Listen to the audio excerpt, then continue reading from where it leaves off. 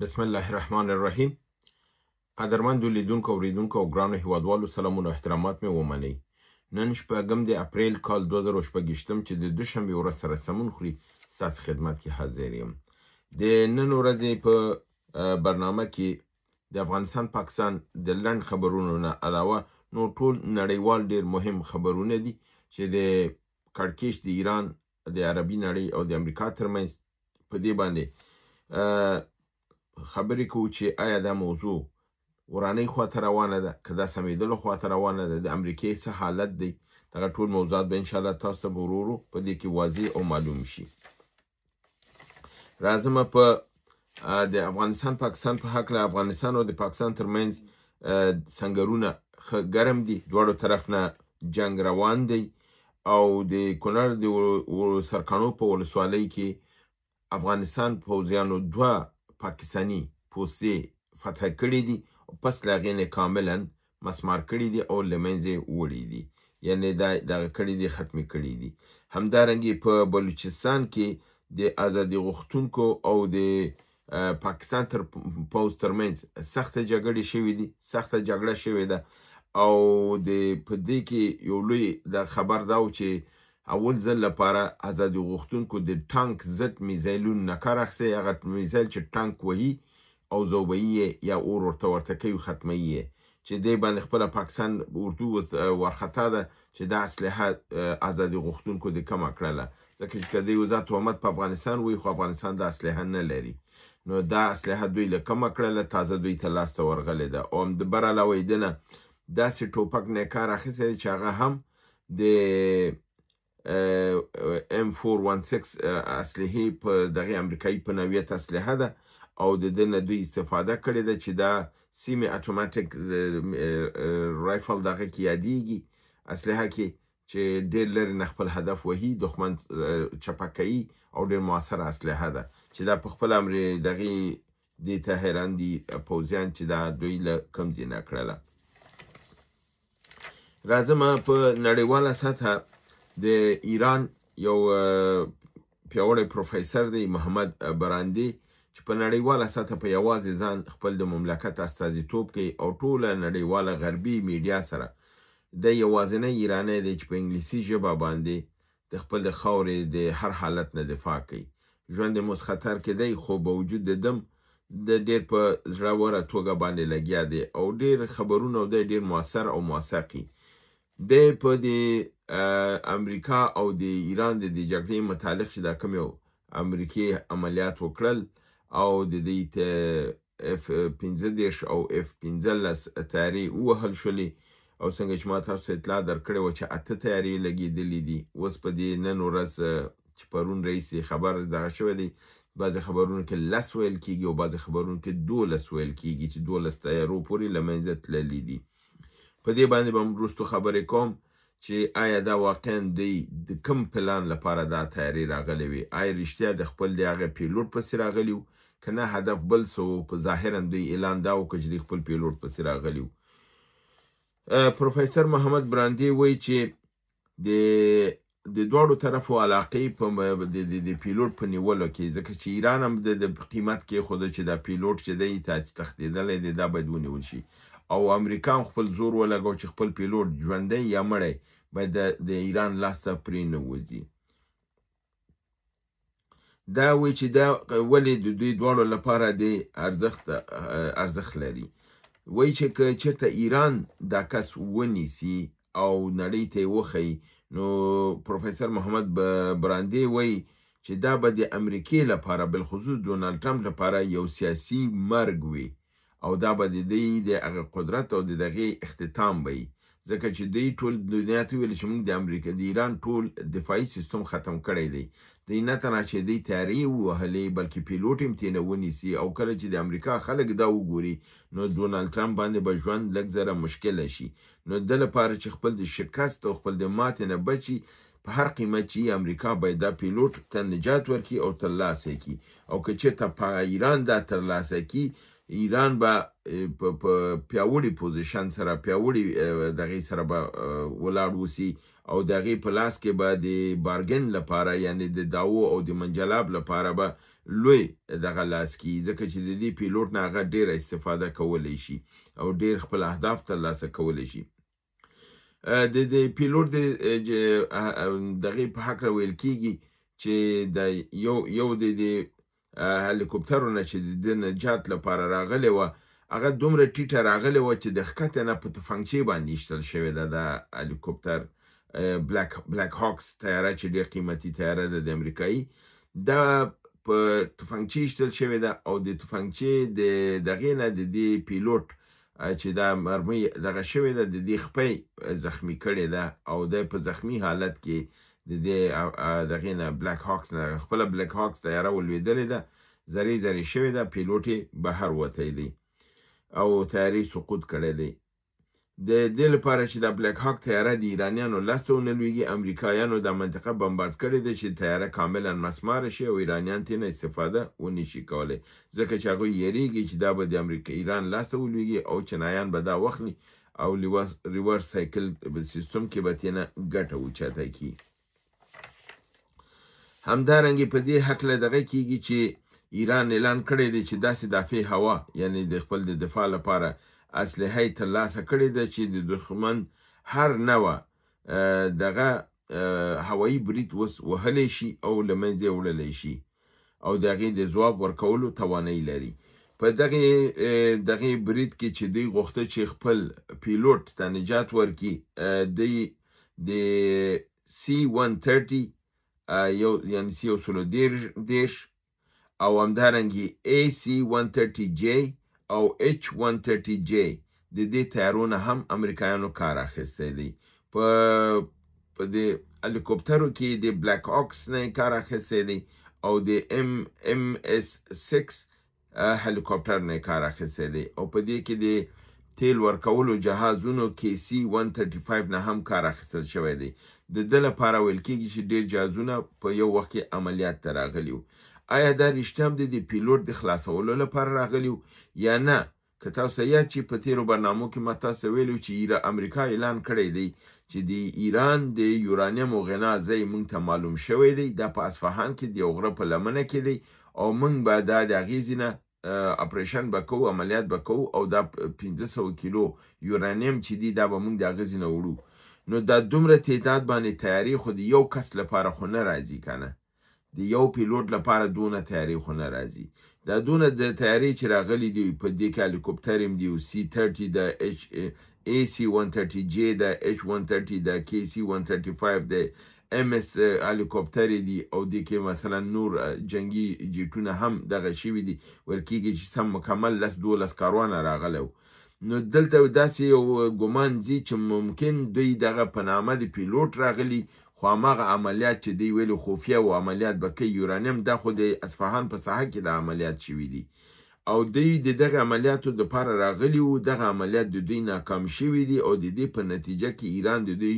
دغه تیاري ویشتلي دي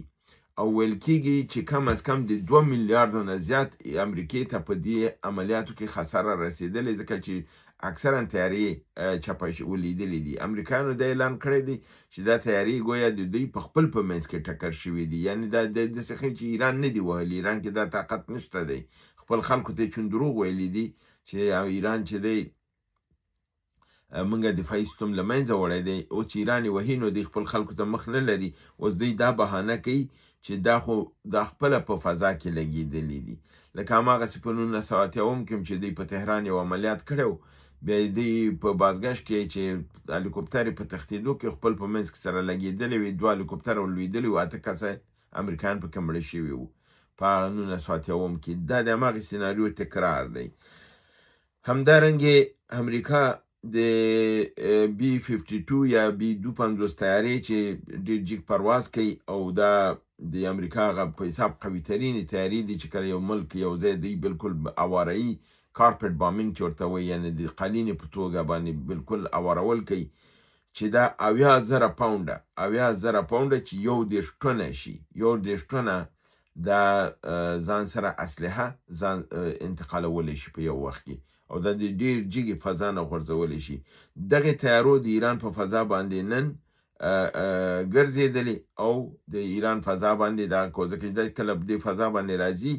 ځکه ډونالډ ټرمپ اخطار ورکړی دی چې 48 ساعته بعد به د ایران بالکل اوارهیي او له منځه به یې وړي. نو دا تیارې په دغې راغلي دي، په پرواز راغلي دي او دلته یې څارنه کړې ده، مګر کوم عملیات یې ترسره کړي نه دي.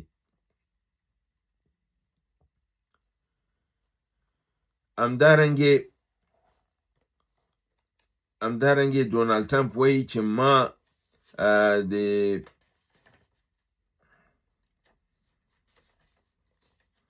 همدارنګې ډونالډ ټرمپ وایي چې ما ترکانو ته وبخښئ کردانو ته کافي اسلحه ورکړې ده. اوس دا د دوی په لاس کې ده چې دوی څه وخت قیام کوي د ایران د نظام په مقابل کې. یعنی امریکا تر آخري تلاش دا دی چې په یو رقم یو څوک په دې نظام کې را داخل شي تر څو دا د جنگ بار چې دی د ده د اوږو نه کوز شي. خو د ده په مقابل کې ډونالډ ټرمپ دغې ویلي دي، د اردوګان دا ویلي دي چې که چېرته کردان د ایران جګړې ته راننوتل، ځکه چې ډونالډ ټرمپ خو واضح ویلي چې ما اسلحه ورکړې ده او پرېمانه اسلحه مې ورته ورسوله او پیسې مې ورکړي دي، اوس د کردان به خپل باید ایران کې کاروایی شروع کړي. ترکیه دا ویلي دي چې که چېرته دای خلک جنگ ته د ایران ته ورننوتل، ترکیه به جنگ ته راننوځي او د اسرائیل په مقابل کې به دا مستقیما دریځ به نیسي. امریکا ته دا اخطار ورکړی دی او دا وارننګ یې ورکړی دی.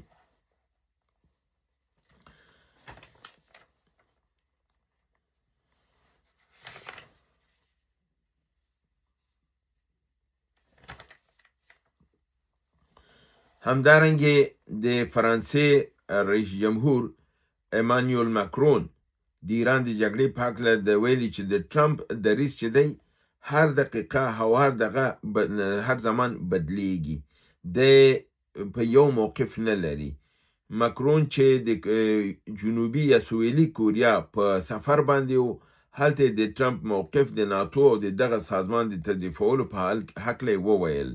چې متحدینو د ایران پر وړاندې د امریکا د پوځي اقدام ملاتړ ونه کړ. متحدین نه مطلب د اروپا نه دی، او ټرمپ وایي چې هغه پر دې غور کوي چې امریکا له ناتو نه وباسي. یعنی امریکا دا تصمیم نیسي چې ناتو نه ووځي په کوم شي چې د ناتو قانون له مخې اسانه کار به نه وي. یعنی دی په اسانه دی، خو ډونالډ ټرمپ وایي زه د ناتو نه وځم، خو ناتو قانون کې داسې یو دغه ده چې یو غړی په اسانه باندې ناتو نه وتی نشي. دی دا وایي چې ممکن ډونالډ ټرمپ به دا تصمیم چې تر څو نیسي د حکومت به ختم شي او بل څوک چې رئیس جمهور راشي هغه به د ناتو نه وځي. ماکرون همداراز د هرمز د تنګي په هکله وویل چې ټرمپ یې د زور له لارې پرانیستلو خبرې کوي. ده وویل چې د هرمز تنګي آزادولو لپاره پوځي عملیات ترسره کول له واقعیت نه لرې خبره ده. یعنی د فرانسې مشر وایي چې دغه دی وایي چې زه په زور باندې د خلاصوم او عملیات کوم، دغه کار دوی نشي کولی امریکایان، او دا په زوره نشي خلاصولی، ځکه چې دا یو غیر واقعي خبره ده، ځکه چې دا په ډیر وخت ونیسي او هر کشتۍ چې د ایران د سپاه پاسداران د دغې لاندې راشي هغه به وهل کیږي. کله چې دا وهل کیږي نو دا تنګه آزادول او خلاصول د امریکا د کوم قوت توانایي نه ده، ځکه چې دا یو شریکي جنگ باندې مبادلېږي او هلته ایران چون په دې خاوره کې د سیمه کې دی او سپاه پاسداران ده، یعنی دی ورته IRGC یعنی د ایران ریپابلیکن ګارد قطعه ورته وایي، دا به سخته ستونزې پیدا کړي او ایران بیا دیم ورسره اضافه کړې ده. دغې ماکرون وایي چې ایران بالستیک میزایلونه هم لري او د ایران هم دغه چې دی د ایران د همغږۍ پرته د هرمز د پرانیستلو فکر کول غلط دی او دا د زور د لارې نه پرانیستل کیږي. نو بهتره دا ده چې امریکا خپل موقف کې بدلون راوړي او د زور نه بغیر د مصالحې لاره ونیسي او تر څو دا موضوع حل شي.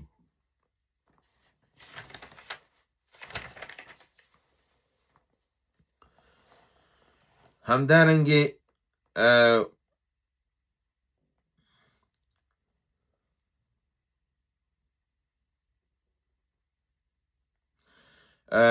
اردوګان او پوټین دواړو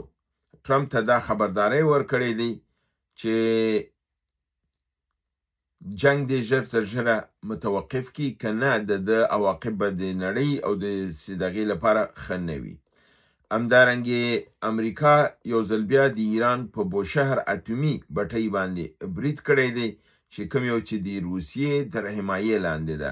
یو څه خپل ساینسدانان خو روسیې ایسي یو څه اوسه پورې ملته شته دی چې دا د روسیې د غبرګون سره مخ شوی دی. روسیې امریکې ته دا کړی چې دی ځکه لا اوس هم دا زما تر حمایت چتر لاندې ده دغه بټۍ او دې باندې که ته بمبارد کړې دا مستقیما زمونږ سره د دښمني ده. په عین حال کې نړیوال د اټومي انرژي ادارې دا خبره کړې ده چې په دې کې چې امریکانو بمبارد کړی دی یو کارکون د دې ادارې چې همدغه د اټومي بټۍ دی دا وژل شوی دی، خو دا روسي نه دی بلکې دا یو ایرانی دی چې دې بټۍ کې کار کوي خو د امریکا په دې برید کې وژل شوی دی. همدارنګه 4 کشتیګانې د چینایي چې د کیمیاوي موادو نه لپاره د میزایل چې د جامد مواد دي، ځکه میزایل 2 نوع موادو باندې حرکت کوي او مواد سوځي، یا جامد مواد یا مایع ګیسي. نو دا مایع ګیس او مایع مواد چې استعمالي دا د دې موثریت د دې میزایلونو نسبتا کمی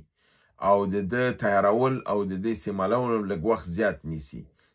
ځکه چې مایع مواد پکې ډېر وخت ساتلی نشي او د جامدو موادو سوځول او تیارول او د هغې ساتل چې مواد پکې ډېر وخت ساتل اسانه دی. نو په دې اساس باندې د چین نه 4 کشتۍ د کیمیاوي موادو لپاره د میزایلونو جوړولو د ایران د هرمز د تنګې نه تیر شوي دي او ایران کې دا لنګر اچولی دی او دا مواد ایران ته رسولي، چې یعنې د معنا دا ده چې ایران به تازه دمه نور میزایلونه هم د جامدو موادو چې د ډېر موثره واقع شوي دي لکه خیبر شکن 4 لکه خرمشهر 4 یا ماغه تاسو ته خیبر 4 یا خرمشهر 4 وایو، دا موثرترین میزایلونه او دا په جامدو دغې باندې حرکت کوي. نو د دې مواد را رسیدلی دي او دا همچنان د دوی لپاره د سردرد باعث ګرځېدلی دی.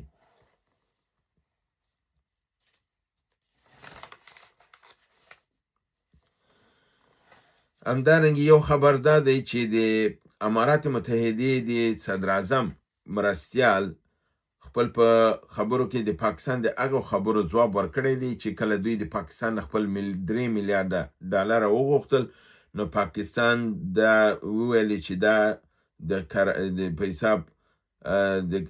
عزت او د کرامت خبرې وکړلې. نو دا ورته ویلي چې د کوم عزت او کرامت خبرې کوي تاسو، دا پیسې موږ په 1996 کې تاسو ته درکړي دي او تر ننه پورې 10 کاله ووتل، هر کال تاسو دا تمدیدوي نه راکوي، خو اخر موږ خپل پیسې درنه غوښتلې چې دومره شرافت او کرامت تاسو کې او تاسو ولې خپله دا قرض خپله نه راوړو چې موږ مجبور کړلو چې درنه یې واخلو، چې اوس هم اخیستې دي تاسو موږ ته د اخلاقو درس راکوئ، د اخلاقو درس ځان ته ورکوئ، پاکستان ته ویلي موږ ته د اخلاقیاتو درس مه راکوئ. او آخري خبر مهم خبر دا دی چې 2 ادعاګانې په نړیوال سطح په مختلفو ځایونو نه خبرونو کې را روان دي چې اکثرا غربي دي، چې دغه دا وایي چې ایران کاملا تجهیزات تغییر کړی دی کوم د سطح باندې چې دی اوس مجهز شوی دی، ځکه چې ایران ته دا خطر د ځمکني جګړې او د اټومي حملې ډېر زیات شوی. نو 1500 میزایلونه قاراپیما یعنی د نړۍ په سطح چې دا کې د کوریای شمالي نه ترلاسه کړي چې دا اټومي صلاحیت لري او کوریای شمالي دې پخلی کړی دی چې دا میزایلونه موږ چې کله ایران ته کاملا ورسېده بیا موږ دا خبره افشا کړله چې موږ دا کار کړی دی. په عین حال کې روسیې هم 1000 دانې میزایلونه، هغه میزایلونه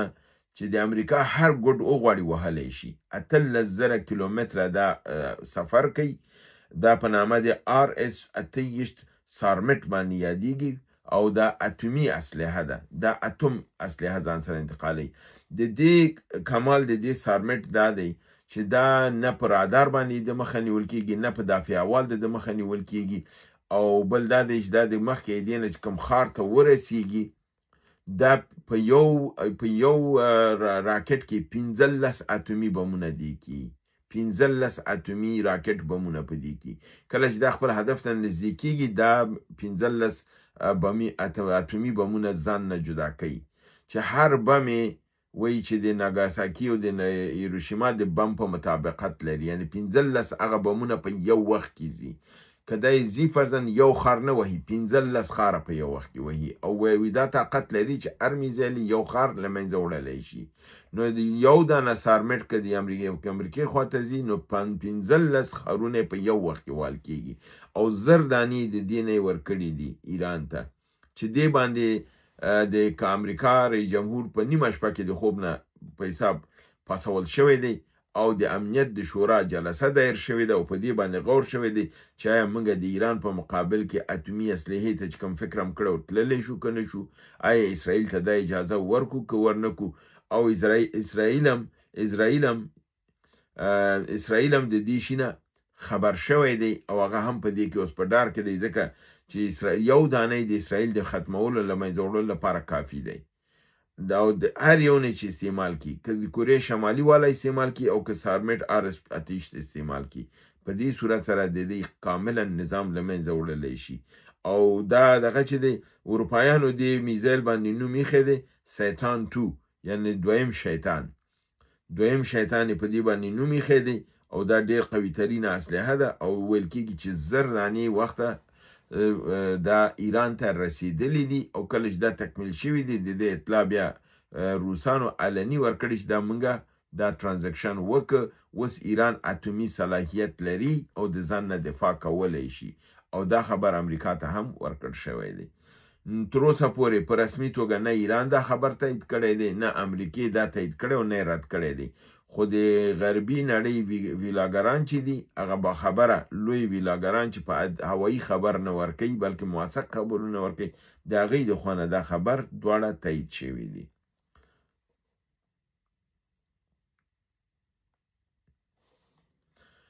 دا و زما د نن ورځې خبرونه چې ستاسو حضور ته مې وړاندې کړه. هیله دا برنامه وګورئ، خوا کې دوستانو سره شریکې. تر بل برنامې چې بیا ستاسو حضور ته راځم تاسو په لوی پروردګار سپارم. وما علینا الا البلاغ.